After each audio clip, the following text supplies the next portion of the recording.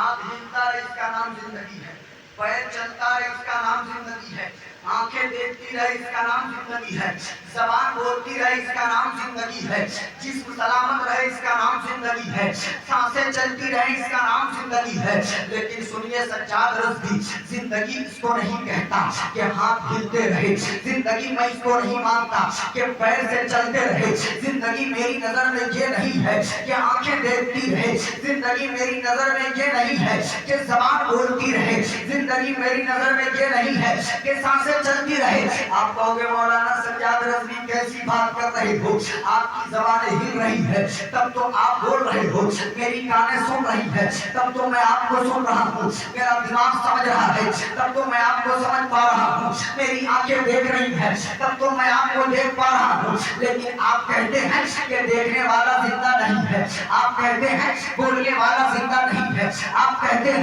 ہاتھ سے پکڑنے والا زندہ نہیں ہے، آپ کہتے ہیں پیروں سے چلنے والا زندہ نہیں ہے، تو پھر زندہ کون ہے؟ علامہ کی خامخواہ توجہ چاہتا ہوں، میری نظر میں ہاتھ کے ہلنے کا نام زندگی نہیں ہے، میری نظر میں پیر کے چلنے کا نام زندگی نہیں ہے، میری نظر میں آنکھوں کے دیکھنے کا نام زندگی نہیں ہے، بلکہ مجھ سے کوئی پوچھے تو میں کہوں گا جو ہاتھ ہلے وہ ہلتے ہوئے ہاتھ زندگی کی علامت نہیں ہے، بلکہ بازو کٹ جائے عباس علم بردار کے اور پرچم اسلام گرنے نہ پائے، میری نظر میں زندگی کی علامت یہ ہے۔ آنکھیں دیکھتی رہے، دکھتی ہوئی آنکھیں زندگی کی علامت نہیں ہے، بلکہ آنکھیں آشوب کرائی ہو، دیکھنے میں تکلیف ہوتی ہو، لیکن پھر بھی ایک ہاتھ سے خیبر کی دیوار کو اٹھا پھینکے، میری نظر میں زندگی یہ ہے۔ المختصر یہ کہ زندگی زندہ دلی کا نام ہے، مردہ دل بھی کیا جیا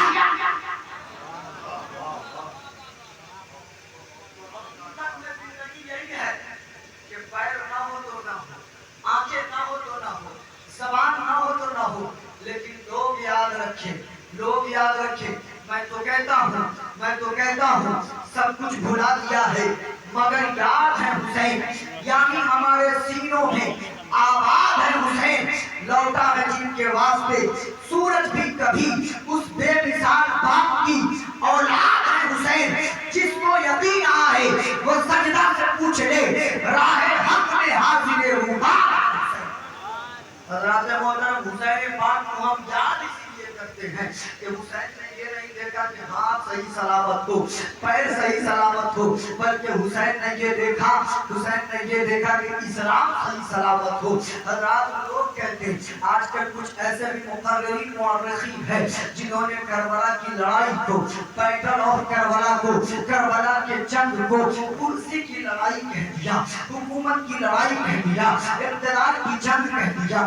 مجھ سے پوچھا گیا، میں نے کہا ہاں بیٹل آف کربلا، جنگ کربلا، کربلا کی لڑائی، کربلا کا معرکہ، جنگ کربلا یہ حکومت کی لڑائی تھی، لیکن دو طرفی نہیں، ایک طرف سے۔ توجہ چاہتا ہوں، دونوں طرف سے نہیں، ایک طرف سے یہ حکومت کے لیے لڑائی تھی۔ امام پاک نہیں بلکہ 22,000 کا جو لشکر جرار تھا وہ یزیدی فوج کے جو لوگ تھے، بلکہ یزید یہ چاہتا تھا کہ حسین ہاتھ دے دیں گے حکومت میری سلامت رہے گی، حسین ہاتھ دے دیں گے کرسی میری سلامت رہے گی، حسین ہاتھ دے دیں گے حکومت میری چلتی رہے گی۔ اور اسی بنا پر یزید ان کے پیٹوں کے دشمن ہو گئے، اسی بنا پر یزیدیوں نے ان کے شہزادوں پر ظلم اٹھائے۔ ایک طرف سے جو 22,000 کا لشکر جرار تھا وہ حکومت بچانے نکلے تھے، وہ گورنمنٹ کو بچانے نکلے تھے، وہ کرسی بچانے نکلے تھے، وہ حکومت بچانے نکلے تھے، لیکن ایک طرف جو 72 نفوس قدسیہ تھے، ادھر کرسی والے، ادھر آیت الکرسی والے، ادھر حکومت والے، ادھر امامت والے، ادھر طاقت والے، ادھر خلافت والے، ادھر ظالمین تھے، ادھر عاشقین تھے، ادھر مغرور بدبختوں کی جماعت تھی، اور ادھر رب کے محبوب اور رب کے محبوب کے محبوب ہم سب کے آقا کی جماعت تھی۔ ادھر والے اپنی کرسی بچا رہے تھے، ادھر والے تمام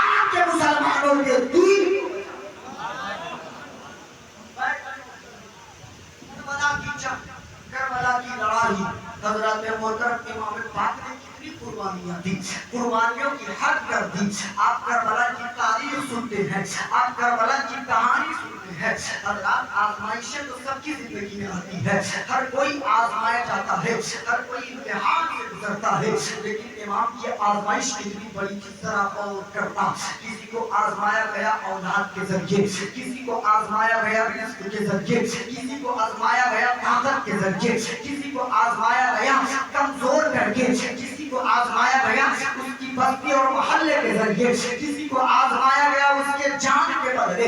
लेकिन इमाम पाक की जिंदगी आप देखिए, दुनिया के जितने इम्तिहान देने वाले थे, दुनिया के जितने आजमाइशों से गुजरने वाले थे, सिवाय अंबियाए साबिकीन अलैहिस्सलातो वत्तस्लीम के, इमाम पाक की शान सबसे बुलंद है, इमाम पाक की शान सबसे अजीम है। आजमाइशों में, कुर्बानियों में तवज्जो चाहूंगा। किसी को एक चीज से आजमाया जाता है, लेकिन इमाम पाक को बैक वक्त हर तरीके से आजमाया गया। उनके बच्चों की कुर्बानी उनके नजरों के सामने दी गई, उनके भतीजों की कुर्बानी उनके नजरों के सामने दी गई। उनके घर बार को छोड़ना पड़ा, मदीना छोड़ना पड़ा। अल्लाह अकबर। आका का वो महबूब शहर मदीना, जिसके लिए अल्लाह के हुजूर ने दुआएं खैर की थी। आका का वो महबूब शहर मदीना, जब वलीद इब्ने उक़बा के पास खत आता है कि सबसे पहले अब्दुल्ला इब्ने जुबैर से, सबसे पहले अब्दुल्ला इब्ने अब्बास से, हुसैन इब्ने अली से बयात लो। हुसैन पाक को जब मजबूर करना चाहा गवर्नर मरवान के, तो हुसैन पाक ने ये फैसला किया कि मदीना छोड़ दूंगा। तवज्जो चाहता हूँ, हुसैन पाक ने ये फैसला किया कि मैं मदीना छोड़ के चला जाऊंगा। मैंने आलम तसव्वुर में ज़हरा के लाल से, नबी के नूर ऐन से, हमारे दिल के चैन से, जो सबसे बड़े आका के, हमारे जो सबसे बड़े हमारे शुहदा में सबसे बड़े हैं, बादे सहाबा और मुस्तफा हजरत इमाम हुसैन से मैंने आलम तसव्वुर में सवाल किया, या इमाम पाक क्या मदीना छोड़ने के अलावा कोई दूसरा रास्ता नहीं था? आप चाहते तो ये मुकाबला, ये लड़ाई, ये बैठक मदीने में भी रहकर कर सकते थे। आप चाहते तो मदीने में न रहकर तो मदीने के बाहर 200-400 मील दूर चले जाते, वहां पर ये लड़ाई हो जाती, वहां पर ये बैठक होती, वहां पर ये जंग होती। आप चाहते तो सहाबा के दरमियान रहकर यजीदियों का मुकाबला करते। मदीना छोड़ने के पीछे का रीजन क्या था? मदीना छोड़ने के पीछे की वजह क्या है? हुसैन पाक ने कहा था कि मैं नहीं चाहता मेरी वजह से नाना के महबूब शहर में खून खराबा हो, मैं नहीं चाहता मेरी वजह से नाना के महबूब शहर की बेहुरमती हो। मैंने आलम तसव्वुर में पूछा, क्या इमाम पाक क्या इसके सिवा कोई दूसरा रास्ता नहीं था? उस शहर को भला कैसे छोड़ सकते थे जिस शहर में आपकी बचपने गुजरी है, जिस शहर में आपकी वालिदा माजिदा की कब्र है, जिस शहर में आका का गुंबद खज़रा है, जिस शहर में मस्जिद नबवी शरीफ है, जिस शहर में हजरत सिद्दीक की सदाकत देखी थी, जिस शहर में उमर की अदालत का मंजर देखा, जिस शहर में उस्मान की सखावत का जौहर देखा, जिस शहर में आपके वालिद गिरामी अली की शुजाअत का लोहा माना, जिस शहर की शान ये है कि सब ताज की जमीन के सीने में रह गई, जन्नत कनीज बन के मदीने में रह गई। मैंने ये कब कहा मुझे दुनिया का माल दे, मुझको गधा बना के मदीने में डाल दे। ऐ आका हुसैन, ऐ इमाम पाक, क्या मदीना छोड़ने के अलावा कोई दूसरा रास्ता नहीं था? क्या मदीना छोड़ना जरूरी था? तो हुसैन पाक ने आलम तसव्वुर में जवाब दिया, सज्जाद रज़वी तुम जानते नहीं हो मैं किस नबी का नवासा हूँ। अरे तुम मेरे नाना की जिंदगी को पढ़ो, मेरे नाना की सवाल उम्री को पढ़ो, मेरे नाना की हयात को पढ़ो, मेरे नाना की जिंदगी को पढ़ो, तो तुम्हें नजर आएगा कि दावत जुल अशीरा से लेकर ज़ैद इब्ने अरक़म के घर तक, ज़ैद इब्ने अरक़म के घर से लेकर सिद्दीक की साथ, सिद्दीक की नियाबत में, सिद्दीक के साथ से लेकर उमर के आने तक और सहाबाए किराम का एक हुजूम लगने तक मेरे नाना ने इस्लाम की तबलीग की। कभी ताइफ में इस्लाम लेकर जाते, कभी मक्का के पूर्वी क्षेत्र में इस्लाम लेकर जाते, कभी मशरिकी मक्का में इस्लाम लेकर जाते, कभी कल्बे शहर में इस्लाम लेकर जाते, कभी अबू लहब के पास इस्लाम लेकर जाते, कभी उतबा के पास इस्लाम लेकर जाते, कभी शैबा के पास इस्लाम लेकर जाते, कभी अबू सुफियान के पास इस्लाम लेकर जाते, कुरैश के पास इस्लाम लेकर जाते, यहूद और नसारा के पास इस्लाम लेकर जाते। लेकिन कुफारों ने मेरे नाना पर इस अंदाज में जुल्म किया कि नाना के पास अल्लाह की तरफ से ये फरमान आया कि दुश्मनाने इस्लाम से इस्लाम को और इस्लाम के मानने वालों को खतरा है, लिहाजा چلے جائیں، مکہ چھوڑ کے مدینہ چلے جائیں، تو میرے نانا پر اور نانا کے جانشینوں پر جب کفار مکہ نے ظلم کیا تو نانا نے مکہ کو چھوڑ کر مدینے کا رخ کیا، اس لیے کہ جب اسلام کو دشمنان اسلام سے خطرہ تھا نانا مکہ چھوڑ کر مدینہ آئے تھے، اور آج میں دیکھ رہا ہوں کہ اسی اسلام کو غدار اسلام سے خطرہ ہے، اسی اسلام کو منافقین سے خطرہ ہے، اسی اسلام کو ظالمین سے خطرہ ہے، اسی اسلام کو حادثین سے خطرہ ہے۔ تو جب نانا کے سامنے دشمنوں کا حملہ تھا تو رب کی مرضی سے میرے نانا مکہ چھوڑ کر مدینہ آئے، اور میرے سامنے غداروں سے خطرہ ہے، تو میں نانا کی مرضی سے مدینہ چھوڑ کر مکہ اور کربلا کا رخ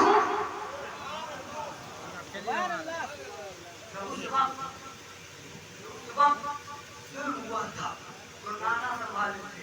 جب آپ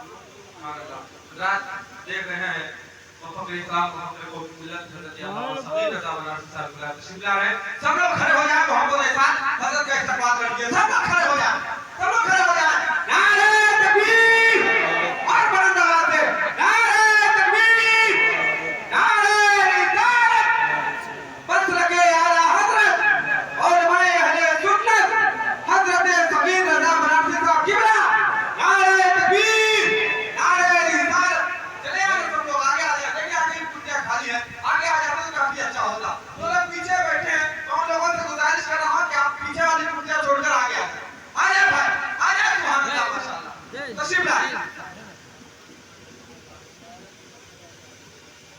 جائیے پر نقیم صاحب نے کہا آگے آنے کے لیے آپ پیچھے جا رہے ہیں، پیچھے جا کر تو آپ خود بھی پیچھے ہوئے اور اسلام کو بھی پیچھے کیے ہوئے، پیچھے جا ہم تو علماء سمجھاتے ہیں آگے بڑھو ہم پیچھے جائیں، آگے بڑھو ہم پیچھے جاتے ہیں۔ اب میرے پاس وقت نہیں ہے، آپ دیکھ رہے ہماری جماعت کے ایک مقدس محترم معظم شخصیت خطیب اہل سنت ناشر مزرعہ اعلیٰ حضرت شہنشاہ خطابت حضرت علامہ صغیر رضا بنارسی تشریف فرما ہے۔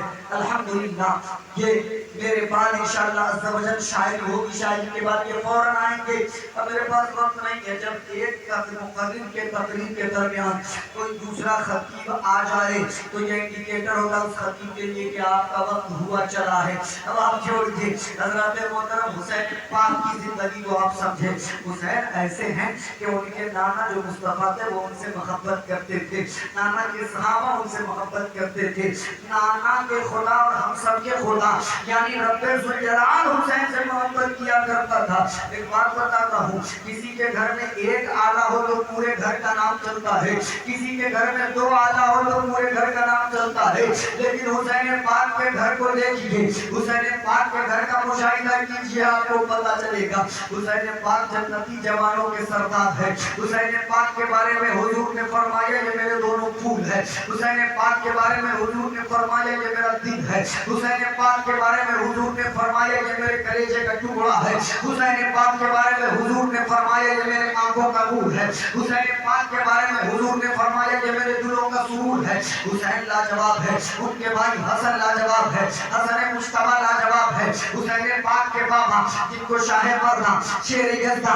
حکمت پروردگار لا فتح الا علی لا سیف الا ذوالفقار کہا جاتا ہے، حسین کے بابا جن کو علی مرتضی مشکل کشا داماد پیغمبر فاتح خیبر کہا جاتا ہے، حسین کے بابا جن کے قدم سے ولایت کا سلسلہ چلتا ہے۔ اب آگے بڑھئے، حسین پاک کی ماں ہے جن کا نام سیدہ طیبہ طاہرہ عابدہ زاہدہ عالمہ فاضلہ مفسرہ محدثہ محققہ مصنفہ عاشقہ عابدہ زاہدہ فاطمہ الزہرا جو جنتی عورتوں کی سردار ہے. حضور سے ایک دفعہ آپ نے پوچھا تھا یا رسول اللہ، آپ نے کہا میری بیٹی فاطمہ دنیا کی تمام عورتوں میں لاجواب ہے، لیکن یا رسول اللہ میں حسین کی ماں ہوں، میں علی کی بیوی ہوں، میں نبی کی بیٹی ہوں، لیکن کیا میں حضرت آسیہ سے بھی عظیم ہوں؟ کیا میں مریم سے بھی عظیم ہوں؟ کیا میں سارہ سے بھی عظیم ہوں؟ کیا میں حوا سے بھی عظیم ہوں؟ کیا میں ہاجرہ سے بھی عظیم ہوں؟ حضور نے فرمایا تھا میری بیٹی ہاجرہ اپنی زمانے کی عورتوں میں لاجواب ہے، حوا اپنی زمانے کی عورتوں میں لاجواب ہے، ہاجرہ اپنی زمانے کی عورتوں میں لاجواب ہے، سارہ اپنی زمانے کی عورتوں میں لاجواب ہے، آسیہ اپنی زمانے کی عورتوں میں لاجواب ہے، لیکن میری بیٹی تم ہر ایک زمانے کی عورتوں میں لاجواب ہو. اعلیٰ حضرت عظیم البرکت ماشاءاللہ نعرہ لگا دیجیے. نعرے تکبیر، نعرے رسالت، مسلک اعلیٰ حضرت جی شان رضا غازی پوری، شاعر اہل سنت، شہید اعظم کانفرنس، نعرے تکبیر، نعرے رسالت. حضرات شعر و سخن کے آسمان پر اپنی مسحور کن آواز سے اپنی گرفت مضبوط کرنے والا وہ اپنی سخن ہے. شان بات ماشاءاللہ. میری ان سے دوسری ملاقات ہے، پتہ نہیں آپ کی کہہ رہے. الحمدللہ جب یہ پڑھیں گے تو آپ کو اندازہ ہوگا کہ غازی پور کا لہجہ آج آپ کو ہر پوربہ سے مدینہ پہنچا دے گا انشاءاللہ عز و جل. آخری بات پیش کر رہا ہوں. حسین پاک لاجواب ہے، ان کے بھائی حسن لاجواب ہے، ان کے بھائی حسن لاجواب ہے، ان کے بیٹے لاجواب ہے، ان کے پوتے لاجواب ہے، ان کی ماں لاجواب ہے، ان کے والد گرامی حضرت علی لاجواب ہے. ارے ان کی دادی حسین پاک کی دادی حضرت علی کی ماں فاطمہ بنت اسد بھی لاجواب ہے. حسین پاک کے دادا ابو طالب وہ اپنے زمانے کے سرداروں میں لاجواب اور بے مثال تھے، شریف تھے. اور حسین پاک کے نانا جن کی شان یہ ہے کہ حدیث قدسی لولاک لما اظہرت الربوبیہ اور لولاک لما خلقت الافلاک والارضین. شان محمدی بیان کرنا چاہوں تو ایک رات نہیں کئی رات درکار ہے. بس شان تصرف پر، وجہ تخلیق کائنات پر، میلاد مصطفیٰ پر امام احمد رضا کا وہ کلام کہ یا رسول اللہ یہ زمین و زمان تمہارے لیے، مکین و مکان تمہارے لیے، چنین و چنا تمہارے لیے، یعنی میں زبان تمہارے لیے، بدن میں ہے جان تمہارے لیے، ہم آئے جہاں تمہارے لیے، اٹھے بھی وہاں تمہارے لیے.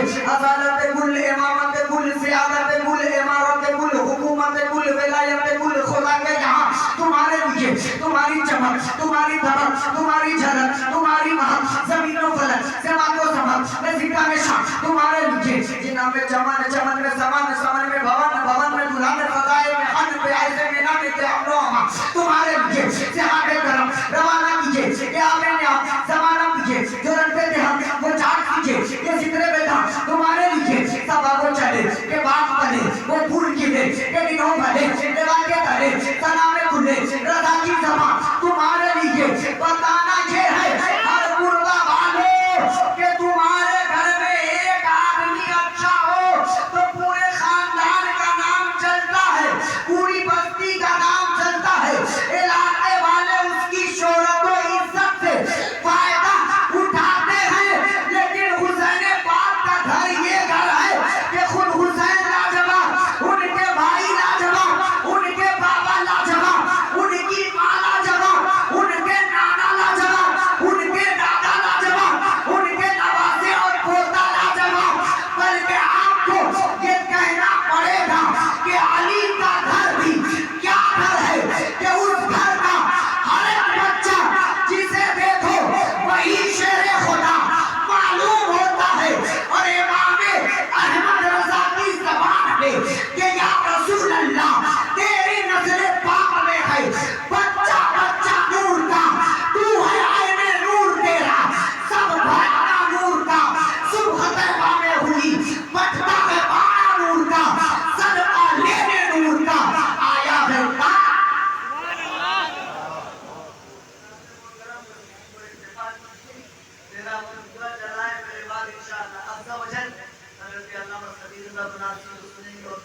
खुश रहिए, अल्लाह ताला आपको सलामत रखे।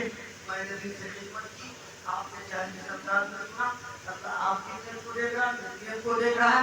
और इस्तिग़फ़ार अस्तग़फ़िरुल्लाह रब्बी मिन कुल्लि ज़ंबिन व अतूबु इलैह, पढ़े कलमा तौहीद ला इलाहा इल्लल्लाह मुहम्मदुर रसूलुल्लाह सल्लल्लाहु तआला अलैहि वसल्लम। है नबी ईसा से जा बशीर इलाही हाथ में, संगरेज़ पाते हैं शीरी मकान हाथ में, मालिक के कौनैन है वो पास गुजरते नहीं, तो जवान की नियामतें हैं उनके खाली हाथ में। हश्र में क्या क्या मज़े वारिस लगी तेरू रसा, लौट जाऊं ताकि वो दामान आली हाथ में। ये किस्सा लतीफ अभी ना तमाम था, जो कुछ बया हुआ ये आगाज़ बात था, जिसके समझ में आए वो पाए रोशनी। मैंने तो अपना दिल जला के सरे राह रख दिया। वमा अलैना इल्लल बलाग। अस्सलामु अलैकुम व रहमतुल्लाह।